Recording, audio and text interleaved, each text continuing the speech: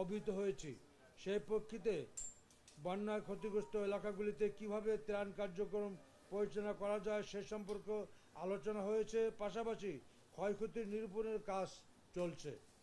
আমরা ত্রাণ কার্যক্রমে স্বচ্ছতার সাথে কার্যক্রম চালিয়ে যাচ্ছি। জননেত্রী শেখ হাসিনা সরকারের আমলে একটি মানুষও দুর্ভিক্ষের শিকার হবে না, মানবতার জীবনযাপন করবে না, সেই লক্ষ্য রেখে আমরা কাজ করতে যাচ্ছি। মাহনেদের মানুষের চাহিদা প্রয়োজন বিবেচনা করে বরাদ্দ পরিমাণ বাড়ানো হয়েছে। এছাড়াও আমরা ভবিষ্যতেও প্রত্যেকটা জেলায় 64টা জেলায় যাতে পর্যাপ্ত দ্রব্য সামগ্রী থাকে সেই জন্য আমরা আজকে সমস্ত জেলায় এই যে ঘোষণা হয়েছে যে বরাদ্দ, এর বাহিরেও প্রত্যেকটা জেলায় আবার অতিরিক্ত বরাদ্দ আমরা দিয়ে রেখেছি। ভবিষ্যতে যেন যে কোনো দুর্যোগ মোকাবেলায় পর্যাপ্ত প্রস্তুতি থাকে। এক কথায় বঙ্গবন্ধু কন্যা জননেত্রী শেখ হাসিনার নির্দেশে আজকে আপনারা জানেন এই মন্ত্রণালয় সারাক্ষণ যে কোনো বা সারা বছরই আমরা যে কোনো দুর্যোগের জন্য প্রস্তুত থাকি। বাংলাদেশ ভৌগোলিক কারণে একটি দুর্যোগ এলাকা এবং দুর্যোগ ব্যবস্থাপনায় আজকে দুর্যোগ মন্ত্রণালয় শুধু বাংলাদেশ নয়, সমস্ত পৃথিবীতে আজকে একটি মডেল ব্যবস্থাপনা হিসাবে আজকে প্রশংসিত প্রতিষ্ঠান হিসাবে দাঁড়িয়েছে। সেই সুনামকে লক্ষ্য রেখে আমরা যে কোনো সারা বছরের মতো যে কোনো দুর্যোগ মোকাবেলায় আমরা প্রস্তুত থাকি। আমরা মনে করি যে এখন যে চলমান যে দুর্যোগ চলতেছে এবং এরা শুধু এখন আমরা শুধু খাদ্যদ্রব্য, চিকিৎসা বা যোগাযোগ ব্যবস্থা, বিশুদ্ধ পানি, খাবার এই আমাদের এবং কমিউনিকেশনের জন্য শুধু আমরা কাজ করছি না, সাথে সাথে এই বন্যা পরিবর্তিত এই ক্ষতিপূরণ যাতে মানুষ পূরণ করতে পারে সেই জন্য এবং বন্যার সাথে সাথে আমরা সাথে আবার ক্ষতিপূরণের রিপোর্ট নিয়ে মাননীয় প্রধানমন্ত্রীর হাতে আমরা যাতে দিতে পারি, যাতে ক্ষতিপূরণের কাজগুলি সাথে সাথে হয়, সেই জন্য আমরা এখন থেকে সেই কার্যক্রমগুলি চালিয়ে যাচ্ছি। আন্তঃ মন্ত্রণালয় সে আমাদের সিদ্ধান্তগুলি হয়েছে।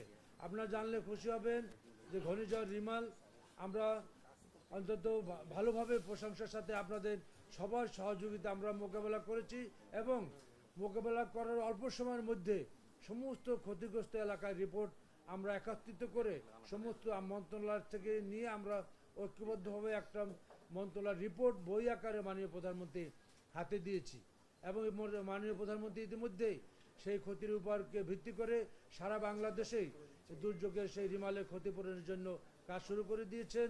আপনারা জানেন সমস্ত বাংলাদেশে প্রতিটা উপজেলায় মাননীয় প্রধানমন্ত্রীর কার্যালয় থেকে এই বাড়ি ঘর এবং ক্ষতিপূরণের জন্য পর্যাপ্ত বরাদ্দ দেওয়া হয়েছে এবং সেভাবে রিমালের ক্ষতিপূরণের জন্য কাজগুলি চলমান। এবং আজকেও বন্যা যে আমরা যাতে কোথাও কোনো রকম কাজ করে সমন্বয়হীনতা না থাকে এই জন্য আমরা গতকালকে সমস্ত জেলা প্রশাসকদের সাথে আমরা জুম মিটিং করেছি এবং আমরা সরাসরি কথা বলেছি কোথাও কোনো সমস্যা আছে কিনা, পর্যাপ্ত ত্রাণের ব্যাপারে এবং তাদের কাজকর্মের কোথাও সমন্বয় অভাব আছে কিনা বা এমন কিছু মতামত দেওয়ার প্রয়োজন আছে কিনা যেটা আমাদের অ্যাড্রেস করার দরকার। তো সেভাবে আমরা জেলা প্রশাসকরা আমাদেরকে আশ্বস্ত করেছেন সমস্ত জেলা প্রশাসকরা যে সেখানে তাদের পর্যাপ্ত মজুদ রয়েছে এবং পর্যাপ্ত দ্রব্য সামগ্রী রয়েছে, যখন যেটা প্রয়োজন তারা সেটা মিট আপ করার জন্য কাজ করতেছে। তারপরও সামনের দিকেও যাতে সমস্যা না হয় এই জন্য আমরা আলাদা বরাদ্দ আজকে সারা বাংলাদেশে আমরা আবার নতুনভাবে দিয়ে রেখেছি, এটা অতিরিক্ত। সুতরাং আমরা শেষ করতে দেন।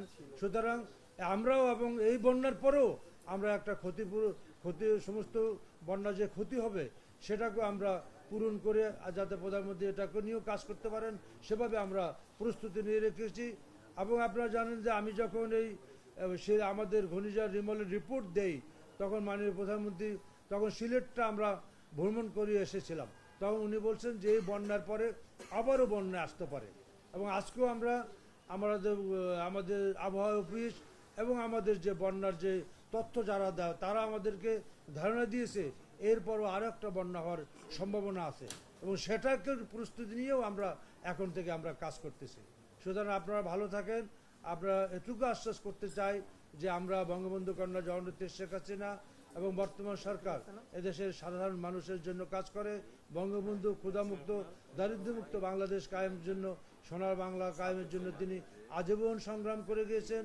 আর বঙ্গবন্ধুবিহীন বাংলাদেশে আজকে যে 15 আগস্টের কালো রাত্রের জন্য বঙ্গবন্ধু সেই তার যে সোনার বাংলা তিনি সেটা কায়েম করে যেতে পারে নাই।